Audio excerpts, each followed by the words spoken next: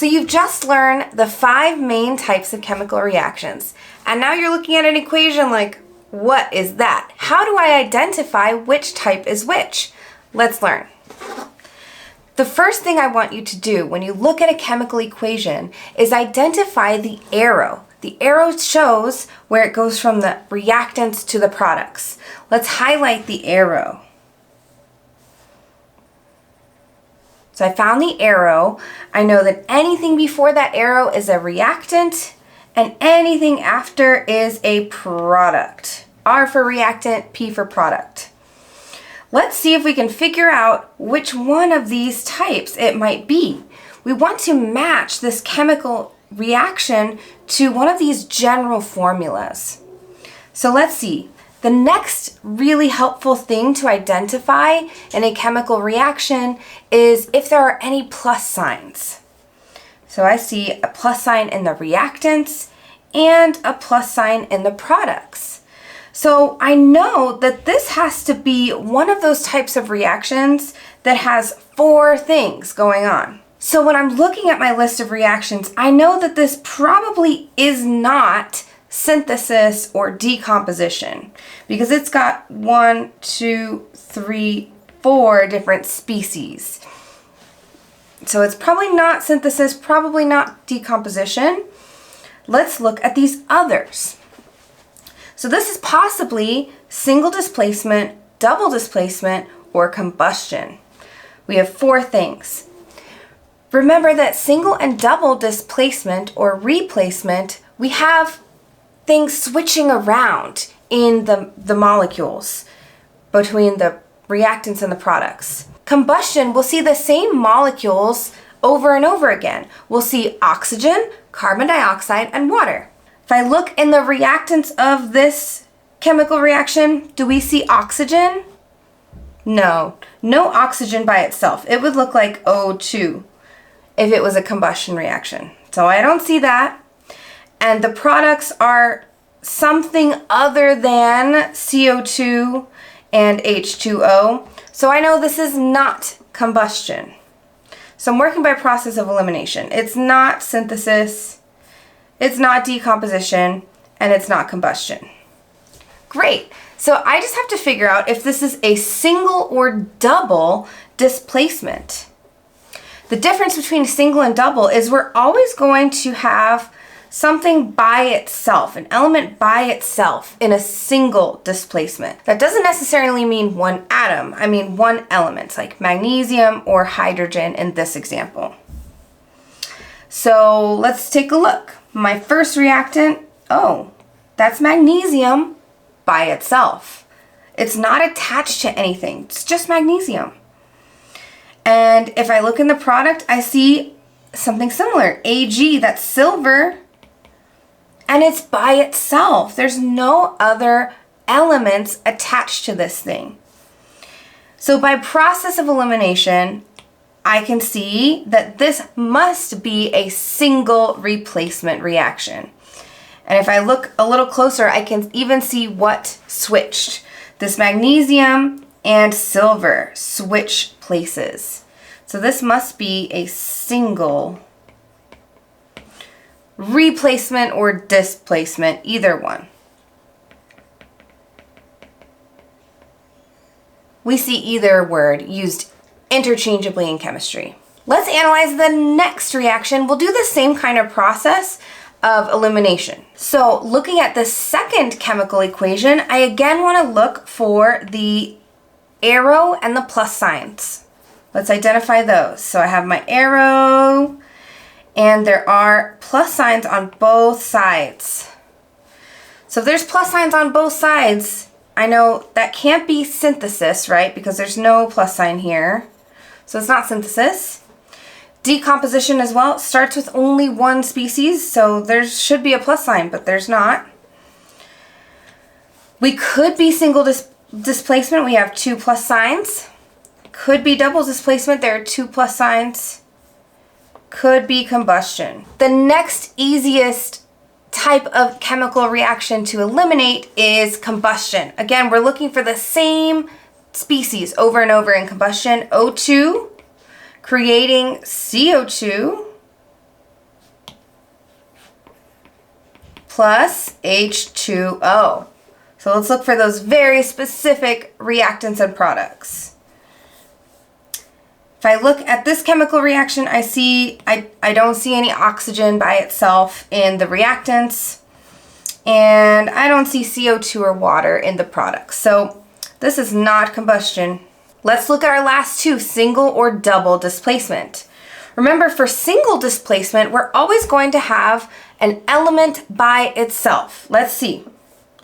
Well, this looks like silver, one element, and a polyatomic ion, nitrate, NO3. So that's not by itself. And the other reactant is sodium and chlorine. That's not by itself either. So this is looking like it should be double displacement, but let's double check. Let's see if we can figure out two things that have switched places. By things, I specifically mean two ions. So let's see, my silver is at the beginning of the first reactant. Oh, and the product starts with sodium. So there we go, pretty easy. Those first two have switched places. Those are the cations, and they switched. So this must be a double displacement or replacement. Let's do this process one more time. First, identify the arrow and plus signs. So this has an arrow here and one plus sign. Ooh, this is a little different. So this time we started out with just one molecule or compound, just one thing. And there's only one type of reaction that's like that, where there's only one thing and it breaks apart, there's your hint, into two different pieces. We broke apart. Can you guess which type it is? That's right, that's decomposition. We have one thing that breaks apart into its components. So this must be decomposition.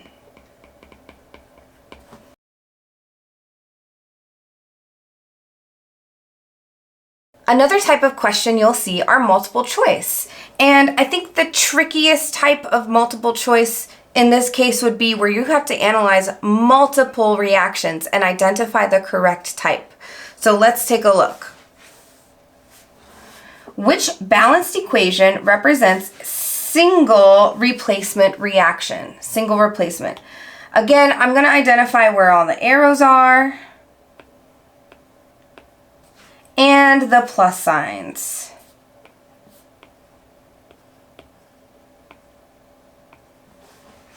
Okay, for single replacement, I'm looking for this kind of format. It should have 4 pieces to this chemical reaction. So I need a plus sign on both sides. So let's eliminate anything that does not have a plus sign on both sides. Let's see, A does, B does, C does, D, ooh, this one's by itself. That does not follow the single replacement format. Let's eliminate D. And E as well, it only has one product, so let's eliminate E. Single replacement should always have 2 reactants and 2 products. So let's see, the next thing I know about single replacement is it should have an element by itself in both the reactants and the products. So let's see. A says I have sodium Na and Cl, that's 2. And the other reactant, I have silver and nitrate, that's also 2. So this can't be it because it has 2 ionic compounds with a cation and an anion. There's no element by itself. So that can't be single replacement. B, let's see. Oh, I have elements by themselves in the reactants. In the products, I don't see an element by itself. I see a compound, which is water. So B can't be it either. It must be C, but let's verify that we're right. Let's see why. In the reactants, I see chlorine, which is an element by itself, and bromine, another element by itself. So if we use that familiar single replacement format, this would look like this. Let me get my colors coordinated. Bromine, chlorine red, and sodium green. So what has switched places here? Let's see. It looks like the chlorine went from being by itself to bonded with the sodium. So chlorine and bromine switched places. Single replacement. You'll do the same thing to identify any other type of reaction. Have a resource handy with the models of the different types of reactions. It's super, super useful to be able to look at it and see how many compounds should I have on either side of the arrow. And then combustion can be a little trickier, so just remember you're always looking for the same single reactant and two products. One of the reactants will always be oxygen, and the products will always be some number of carbon dioxide and water.